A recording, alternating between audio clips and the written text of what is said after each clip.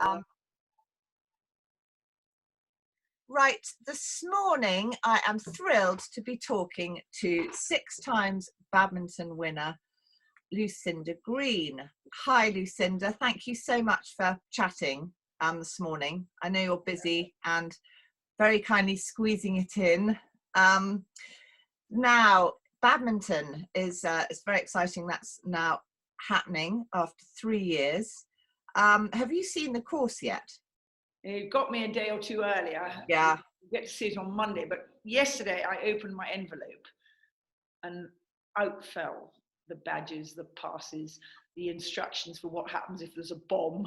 Quite a lot of instructions actually on that. Oh no. Which was quite, concentrated the mind, but it was so exciting because I haven't probably felt that excited about opening my badminton passes since I stopped riding there. That was unbelievably exciting. I bet. Opened them then, but I guess that delay of not having been there since 2019 has really made us all a lot more appreciative of the lives we have. Yeah, absolutely. It's so exciting. Actually, we're all desperate to be there again, I think, aren't we? So do you think the difficulty, the level of difficulty of the course is going to reflect the fact that perhaps people are lacking in 5 stars? I mean, I suppose Poe happened, didn't it? Poe and Maryland, a new 5-star, yes, which were over difficult. I Mm. would be really disappointed if badminton didn't reflect what it is. Yes. It is the biggest, most difficult course in the world. And it is an incredibly hard judgment as the course designer. And I know Eric Winter, who's, I think this is his 3rd, maybe 4th year, has a little bit of confiding in Mark Phillips, who is more experienced than Eric. Yes. But both of them are really, really good at their job. And I will be really disappointed if it isn't a real questioning course, because it mustn't lose its element of being the best in the world. And the problem is that for all sorts of reasons, not least COVID, but actually economic reasons, quite a lot of courses don't measure up on the way up to badminton any longer because they want entries. And if they have a reputation of being tough, they're only going to get a handful of people that are wanting to go to badminton.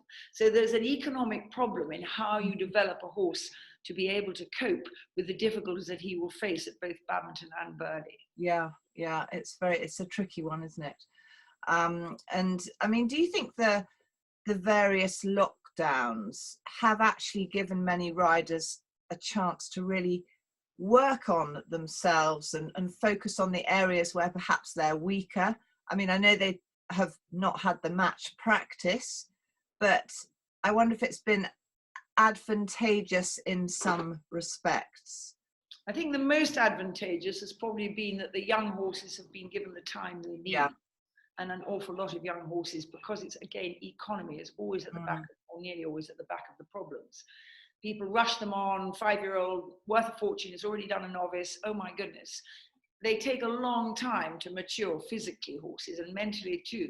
And you can send a horse through the roof if you ask him too much too soon, even if he's really talented. So I think that's an area that I think is really going to have benefited.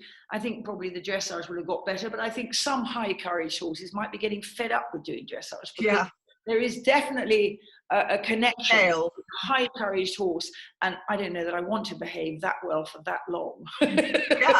I think Fox Pitt put it really well the other day. He said that the day I put a bit that controlled Chilly Morning, her stallion that he rode to success, the day I put a bit in him that controlled him, he stopped and we got eliminated. And that was at the Kentucky 3-day event. So a brave horse has always got to feel he's got a little bit of the upper hand, but it's I suspect, like being a good wife, which I never learned how to do. From the back, you're steering the husband, but he thinks he's in control. Yeah, exactly.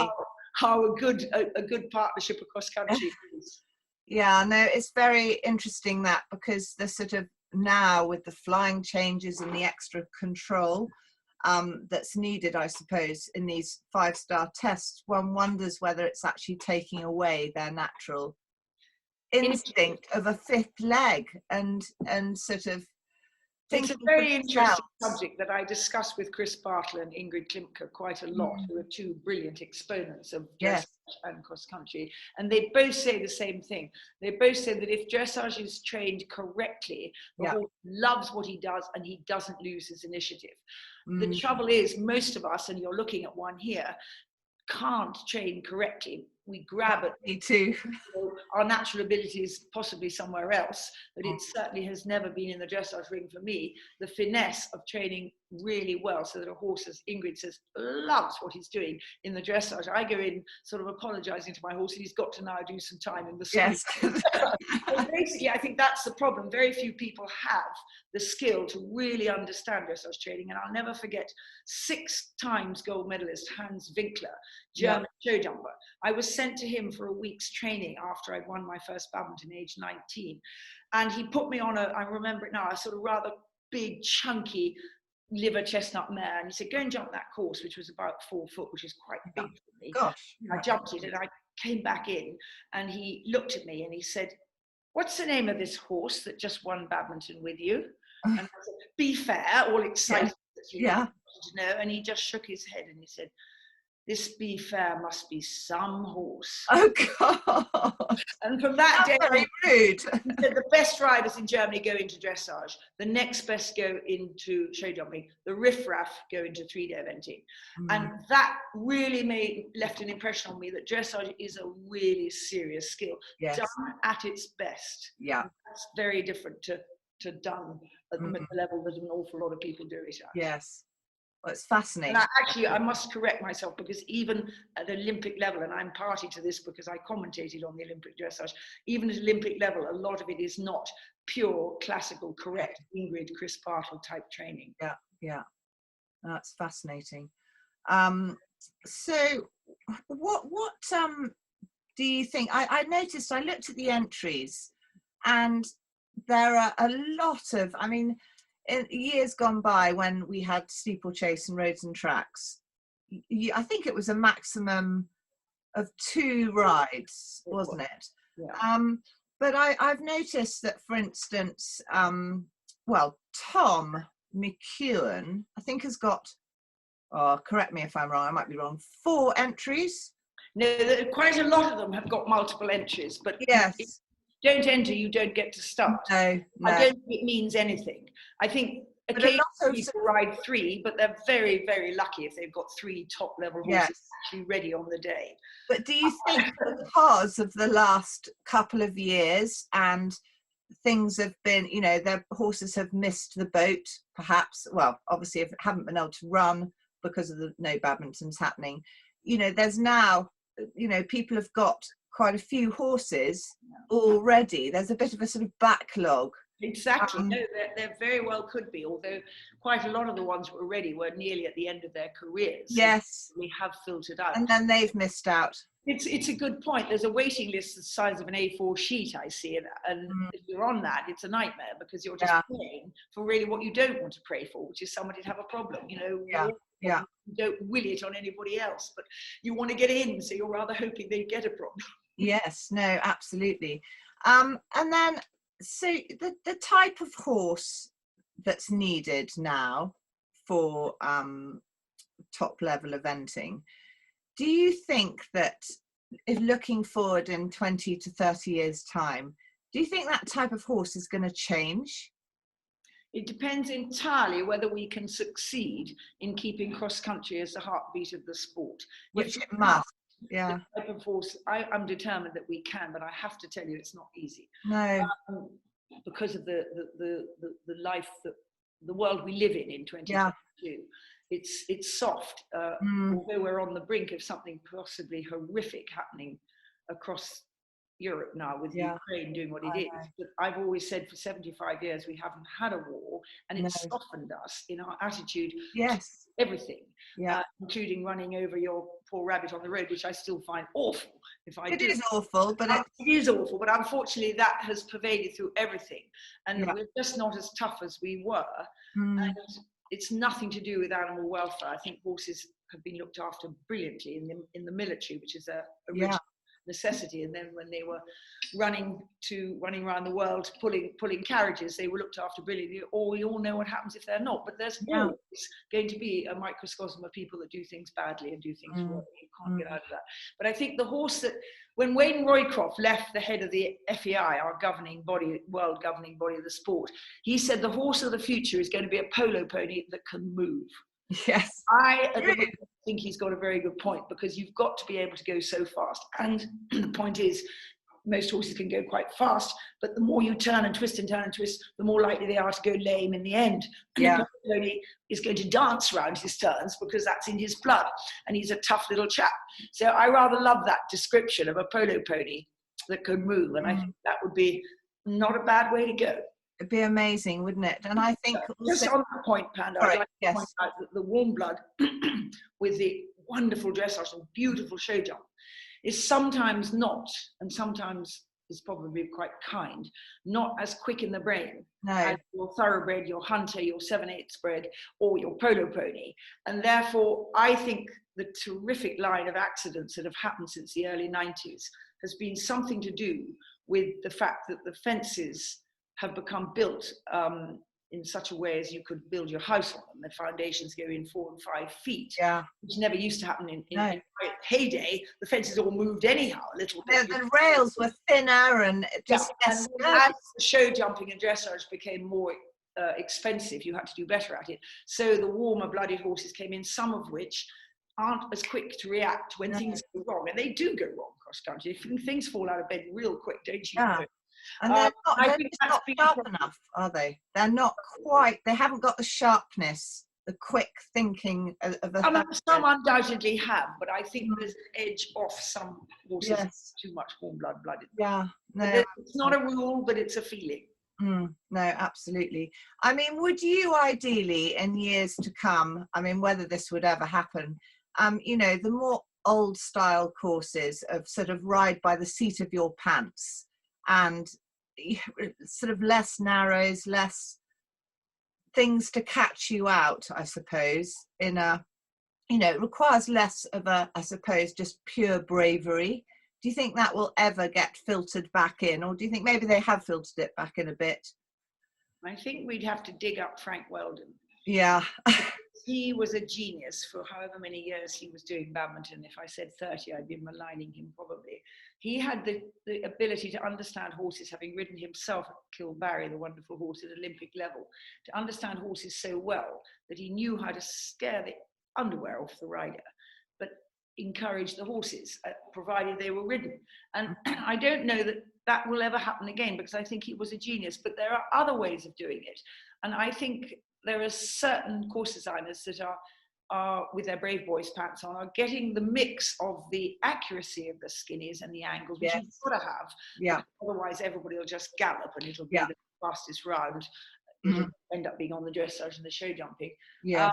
But I think some of them are mixing the really big rider frightener fences, which the horses seem to go down and love, unless they are not made of the right stuff. And if they're not made of the right stuff, you don't want them out there. No, but a little bit chicken, perhaps. Exactly.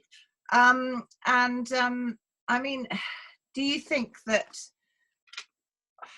I don't know, how do you think, so you tell me about your academy. You are really determined to get people focused and learning on how better to, I suppose, understand cross country, improve themselves, and make it safer. Can you tell us? I think what I'm really aiming at with Cross Country Academy came on account of Rachel Faulkner, who runs Tweedledown at one of the event centres in our country. She decided during lockdown to take a course on memberships, which is what we're on now. And she said, would you like to do it? And I said, well, why not? I don't see any prospect of going abroad teaching for a long time. So we set sail, and for a year and nearly a half now, we've had an online Cross Country Academy with this real purpose to keep cross country as the main artery of the sport. And we want to do that by helping people understand horses how they think and how they need to be trained in order to be brave and to be able to cope with cross country. Now, very occasionally horses are not brave. I only ever met one in my whole career that simply said, I would rather not go cross country. And he didn't stop, he just didn't love it. He went show jumping and was very happy. But all the other horses, and I think they take it from me because I love cross country. It may have taken them some time, but they've all wanted it. They've all loved it. And if they don't want it and they don't love it, don't take them. No. Because things will go wrong, but sometimes it's coming from what's in your heart.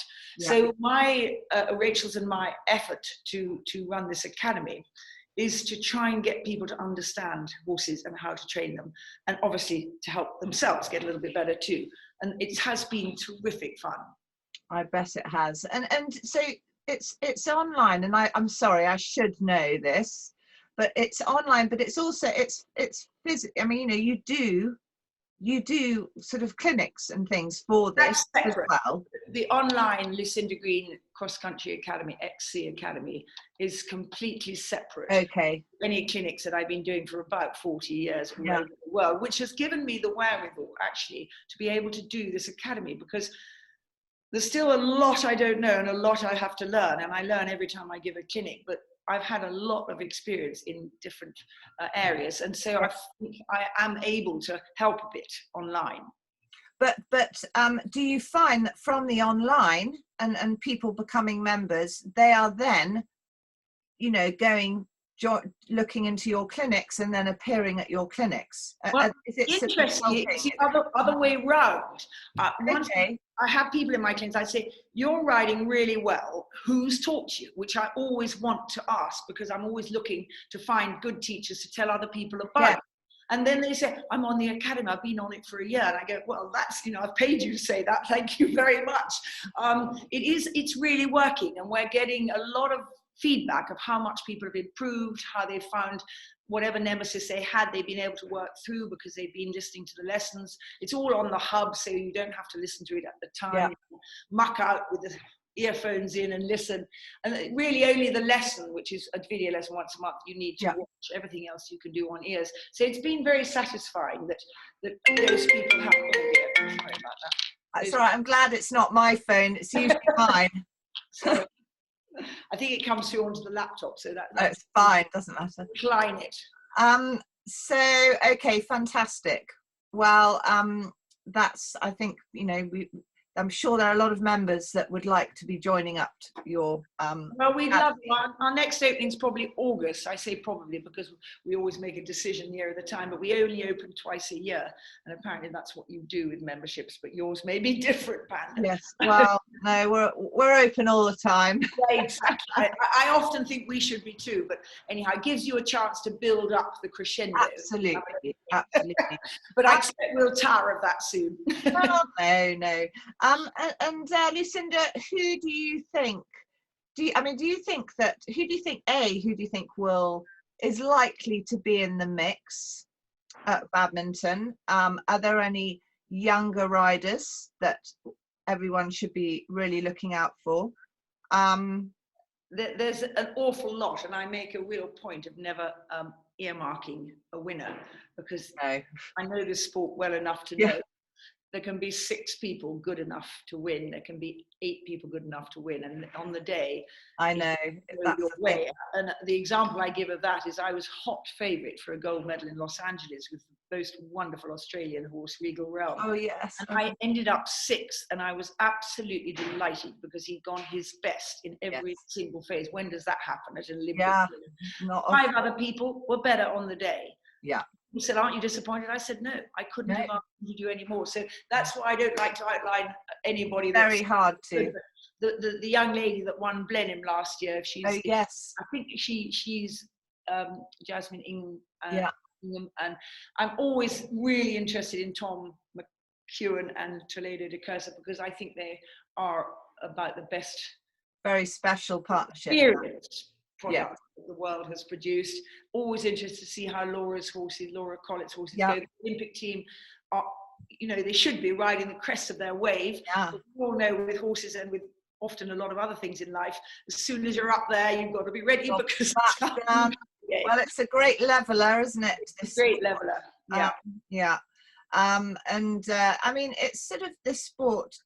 It must be one of the only very few sports where men and women are competing on, you know, a level playing field. I mean, it literally, I mean, what do you think? There's no... In that respect, as we move into an era where there isn't a man's or a ladies' loo in the Sydney airport,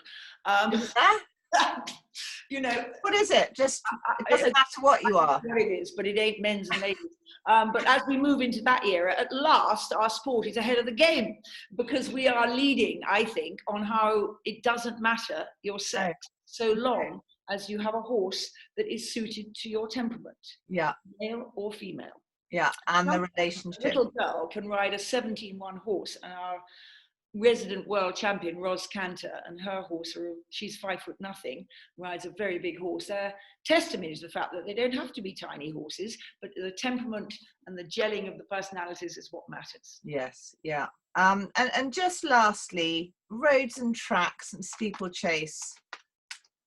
Do you think that, I mean, do you think that was a bad thing to lose that? I know horses last longer, perhaps. Well, I'm not sure they do. Or maybe they don't. They run too much now because the courses have become so twisty. To stop it, everybody getting 0 time falls. I'm one who'd like the fastest time, actually, but I'll never win it, because you've then got to be responsible for yourself. Yes. Ride your horse what you think is the right speed, not to the watch, which I think causes more accidents when it beeps. Yes, and you're thinking, oh, got to... When I say the watch beeps, you have minute markers, and the watch goes off every minute, and you know if you're near that minute marker or you're not. And I have definitely known of some accidents that have happened because the watch has gone off and they know they're late. I'm thinking, right, quick, yeah. I would like it just to be on fastest time. But anyhow, that's another whole story. I read The April Fool from Badminton and believed it, and was delighted. Did you? I get through without me realising that. I must say, for a second, I did look at it and think, oh my goodness. And then I thought, absolutely. Anyhow, I mean, I'm very gullible, so I thought, hooray, you know, they had enough guts to bring it back. It was great, but I have to tell you, when the steeplechase was over 2 miles, really fast for us, I was so relieved that I hadn't just fallen off or slipped up in the bit that isn't really mattering. No, I am relieved, but the very idea of going around Badminton without the steeplechase and the roads and tracks horrified me. But exactly, yeah. We do it, but I think what I would like, my ideal world, apart from the fastest time on the cross country, is a 1 mile steeplechase, 5-6 fences, a period of time where they just walk around. It might be 20 minutes, whatever the vets decide, and then off you go cross country. Then we'll find horses taking riders, and the whole energy between the horses brain and the riders' brain being way, way safer. Everything I'll use the word safe because everybody always uses that when they want power.